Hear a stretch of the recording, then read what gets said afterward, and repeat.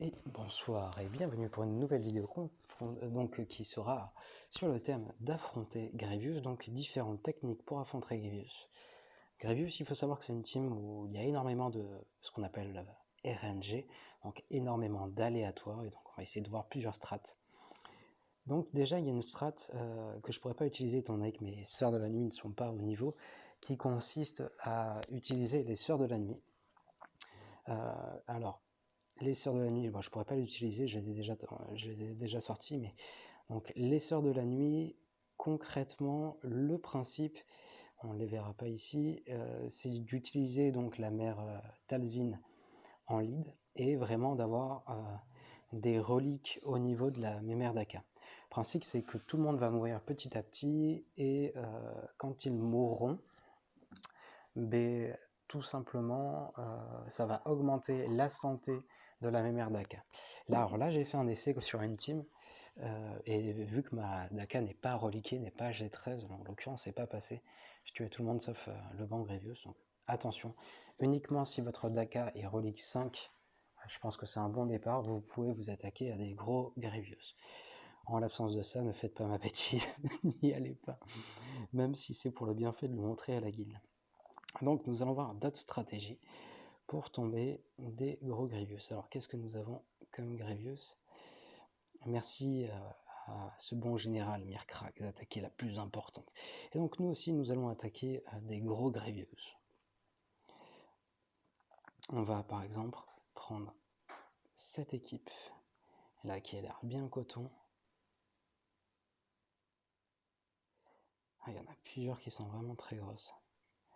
Donc on va commencer par celle-là et on va essayer de passer donc avec l'équipe Jedi. Je suis pas sûr que ça passe, le niveau de l'équipe en face est vraiment excellent. Alors j'utiliserai pas Gas, le but c'est de vous montrer des trucs que vous pouvez utiliser en GA. Donc le principe c'est de partir avec Bastila Shan lead plutôt qu'avec donc le chevalier Jedi Revan lead, étant donné que au final donc son bonus de protection immunise contre les malus qu'inflige l'équipe adverse. Alors c'est un combat assez risqué tout de même, il faut bien le préciser. Donc là au début je vais juste attaquer en basique. Le but c'est de... Le premier but de ce combat ça va être de pouvoir focus donc ce bourreau d'andouille. Vraiment il faut le tomber en premier, sinon il va vous enlever tous les bonus de l'équipe.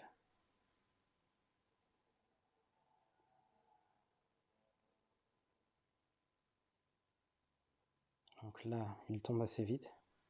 Et j'ai même pas eu besoin d'utiliser la super de mon Revan, donc ça c'est plutôt cool. Une fois que vous l'avez tombé, alors n'hésitez pas à utiliser la super de Revan. Dès que vous l'avez tombé, à partir de ce moment-là, j'insiste bien, à partir de ce moment-là, vous pourrez commencer à attaquer d'autres personnages et surtout vous devrez attendre le bon moment, le bon timer pour avoir la super de Revan, donc qui est concentration directe. Donc dès que vous avez tombé le super droïde de combat B2, vous pouvez focus et vous devez focus donc le bon Grievous avec Yoda. À partir de ce moment-là aussi, vous pourrez faire des attaques de masse. Avant, il ne faut surtout pas en faire. Le risque, c'est que si vous faites une attaque de masse, le super droïde de combat va avoir sa jauge de tour augmentée et va vous faire un dispel collectif qui vous mettra bien dans l'embarras. Donc, le but, c'est d'éviter ça. Donc, à partir de maintenant, les attaques de masse, c'est d'autant plus intéressant que ça permettra de diminuer les stacks de B1.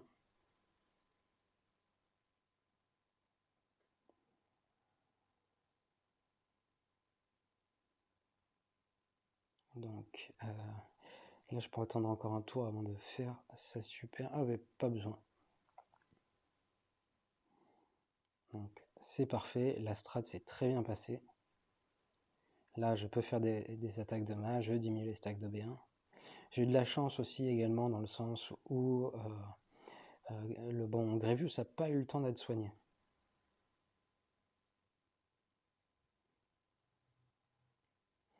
Partir là-bas pendant qu'on peut, sinon il fait des gros hits qui peuvent tuer qui peuvent tuer l'équipe.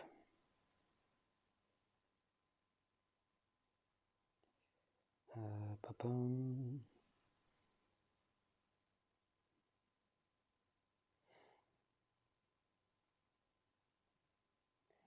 Là, si on a été en GA, j'aurais temporisé un petit peu pour...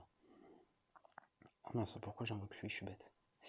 Pour reprendre un petit peu de protection de tous les côtés.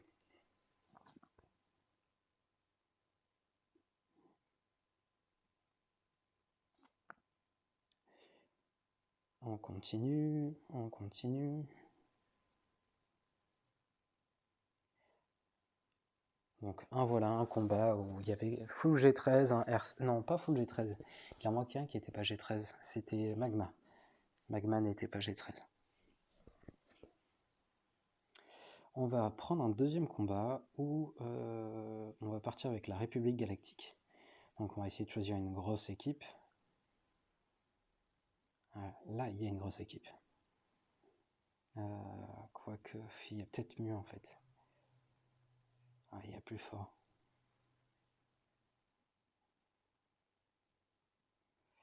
On va partir sur celle-là. Attendez, est-ce que j'ai bien sélectionné la bonne? Donc, on va essayer de partir sur du R7. Ça, c'est le cas. Donc, République Galactique. Toujours le même principe, ce sera d'essayer de focus B2 en premier. Alors, soit vous partez comme ça, soit... alors moi, je me suis rendu compte, en l'occurrence, que je préfère utiliser cette mémère à l'intérieur de l'équipe. Je préfère utiliser ça comme ça pour avoir plus de survivance, vraiment pouvoir gérer qui je heal. Comme je vous le dis, c'est pas un combat qui passe à tous les coups, donc c'est quand même soumis à RNG.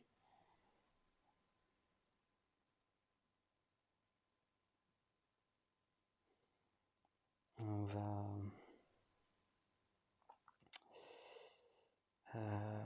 il y a quand même des personnages qui ont déjà mal.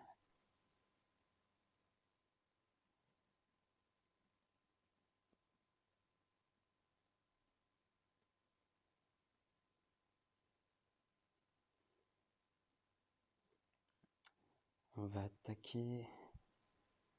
Alors lui, il n'a pas de bonus de protection. Allez, on va faire l'attaque de masse. Et parfait, je vais pouvoir faire une grosse attaque avant qu'il me dispelle. Parfait, donc là tout le monde a des bonus de protection. Le but en fait c'est qu'à chaque fois que vous tomberez un personnage, il faudra bien veiller à ce que tout le monde ait des bonus de protection. Et si vous voyez qu'un personnage a vraiment énormément de stock sur lui, de stack, vous pourrez éventuellement donc envisager d'attaquer le boss.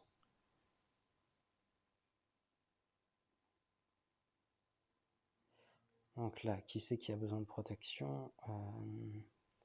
Plutôt soigner la mémère Padmé, qui est le point névralgique de cette équipe. Là, je vais temporiser un petit peu. On va gagner des stacks.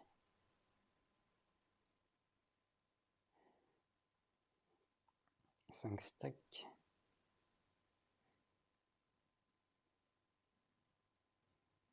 Donc Grievous qui s'est pris un beau compte dans la tête. Là, je vais prendre un hit, mais tout le monde n'a pas de bonus de protection, mais bon, après, en termes de santé, ils sont tous plutôt bien. Donc on verra bien ce qui va se passer. Ils survivent, c'est parfait. Donc là, on va avoir un bonus de protection générale. Parfait, il peut tomber. Tout le monde est soigné. Un hit à 18, elle devrait tomber d'un coup. Parfait. Donc c'est un combat qui s'est bien passé. Donc maintenant, nous allons voir une stratégie, alors que j'ai jamais testé, une stratégie qui est disponible sur le net, là, alors que j'ai posté sur le salon Cartel, Insurrection, Combat et GA, qui nous est proposé donc par, que je dise pas de sottises, par Xaires. Alors je n'ai jamais tenté cette strat, ça va être une grande première, donc je vous prie d'être indulgent quant à la réussite ou non de ce combat. On va essayer toujours de sélectionner un gros Grievous. Alors, qu'est-ce qu'il y a comme gros Grievous? 119. En même temps, tu n'es pas R7. Si je veux prendre un R7... Peut-être celui-là. Celui-là, ce sera plus intéressant. On va vérifier que le Grevious soit bien modé avant de s'attaquer à lui. Où es-tu passé? Tu es là. Parfait. Donc on est là, vous avez l'assurance que nous sommes sur un beau Grevious. Alors un peu de suspense étant donné que je n'ai jamais tenté le combat, évidemment. Mais on va voir si mon analyse de la vidéo était judicieuse. Donc on va partir sur une équipe site. Voyez-vous donc. Une équipe site. Et on va partir sur un empereur lead. Et oui, un empereur lead. Tenez-vous donc. Donc tac, tac, tac. Le principe, alors c'est qu'avec Traya, on va isoler Magma, d'essayer de prendre un maximum de stun et d'attendre jusqu'à ce que Dark Nihilus donc, puisse one-shot le bon Grevious. Et donc, alors ça repose sur le fait qu'il y a un maximum de stun qui soit enclenché par l'empereur et que vous ne tuez personne, évidemment.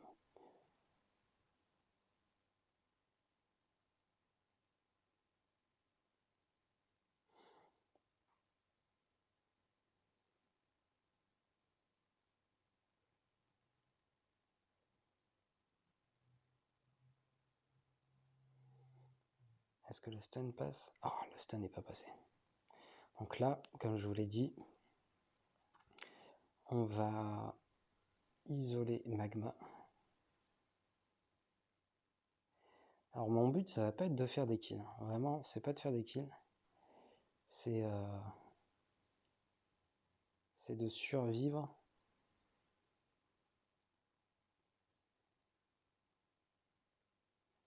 jusqu'à avoir la super.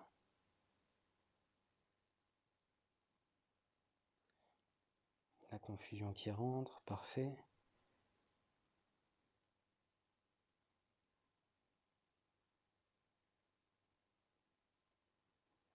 On va mettre un choc là-bas. Je peux pas le focus.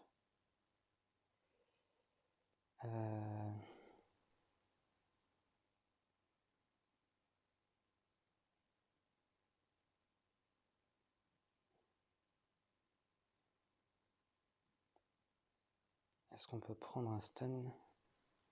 Allez, on tente de prendre un stun. Et donc là, c'est parfait. Pow! Tchika waouh waouh! Tchika hey! Ça fonctionne. Ça fonctionne. C'est plutôt cool. C'est plutôt très cool. Du coup. Allez. Tac.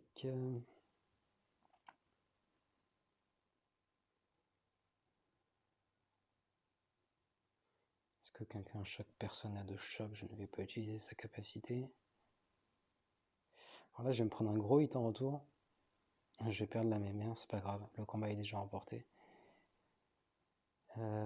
Popom, donc toi tu tombes.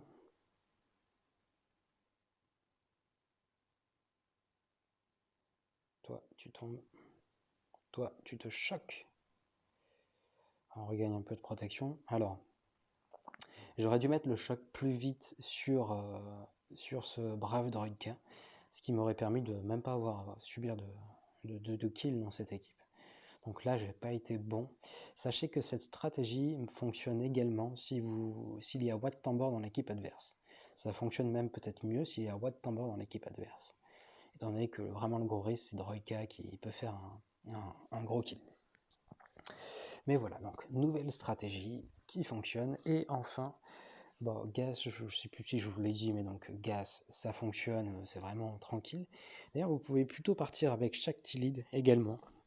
C'est surtout Echo qui a réussi à maîtriser donc, cette équipe avec son stun général.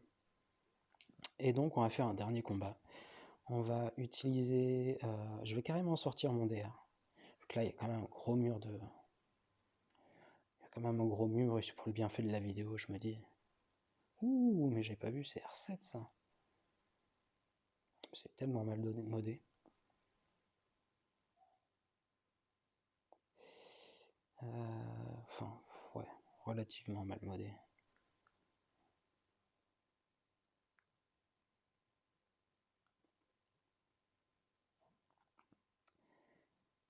qui c'est qu'on va attaquer? Peut-être lui, hein. 118. Qui c'est qui est le plus puissant de l'équipe restante? 118, 118, 118, 118. Qui dit mieux? Personne ne dit mieux. On va s'occuper du 118. 118. Et sachant que du coup, il me manque quand même un personnage existentiel à l'équipe, la Bastille à chaîne déchue. Empire Sith. Donc le principe, là, ça va clairement être de mettre midlife un personnage. Et dès qu'un personnage sera midlife, donc à moitié de sa vie, je traduis, sait-on jamais. J'ai peur de le one-shot si jamais j'utilise sa spéciale. On va peut-être plutôt faire ça, parfait. Donc là, vous voyez, dès qu'un personnage est à moitié de sa vie, la marque de mort vient arriver sur donc ce bon Grievous. Ce qui va non seulement me permettre de comment dire, de pouvoir l'attaquer, mais aussi donc d'avoir des dégâts accrus. Pac. Et donc là, le combat est déjà quasiment fini. On va. Alors lui, non, il est indestructible. Qui on va one shot? On va se supprimer l'aggro. Et donc ça, avec ma Bastille à chaîne en moins. Donc, ce qui est quand même plutôt pas mal.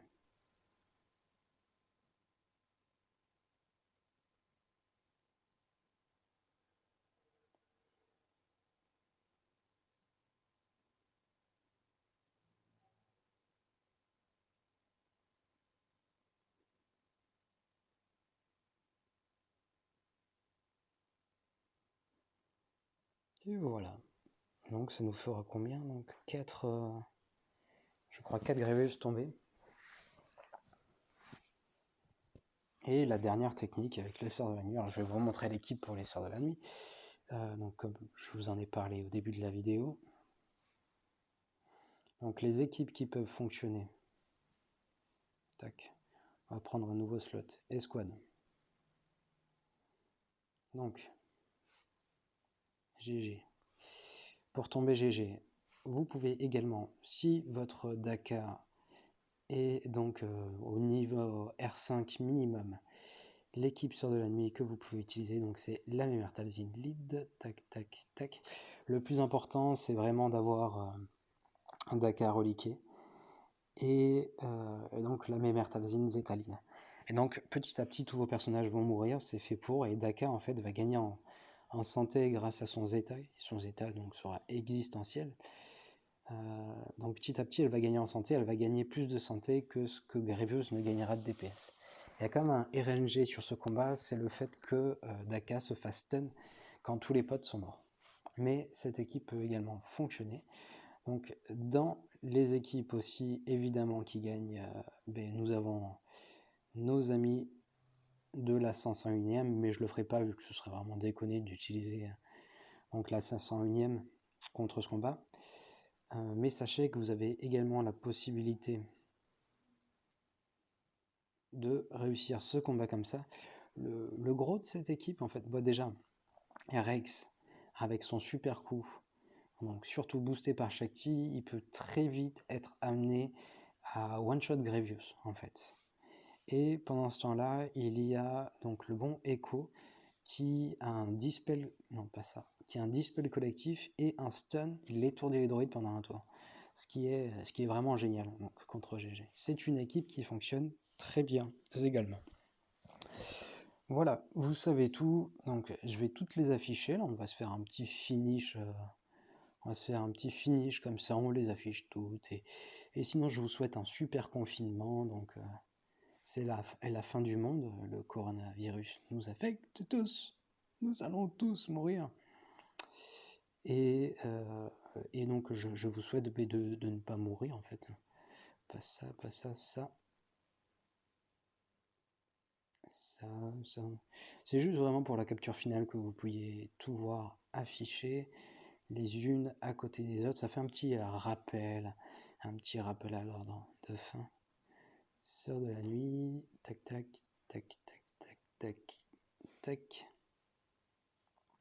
Donc nous avions les sites également, et je suis très content d'avoir testé en direct avec vous du coup cette petite stratégie. Donc rappel, les sites, nous avons envoyé ça en lead, ça, et d'ailleurs vous pouvez voir que maintenant ma Traya est G13, ouais. D'ailleurs je croyais l'avoir G13 dans le début du combat.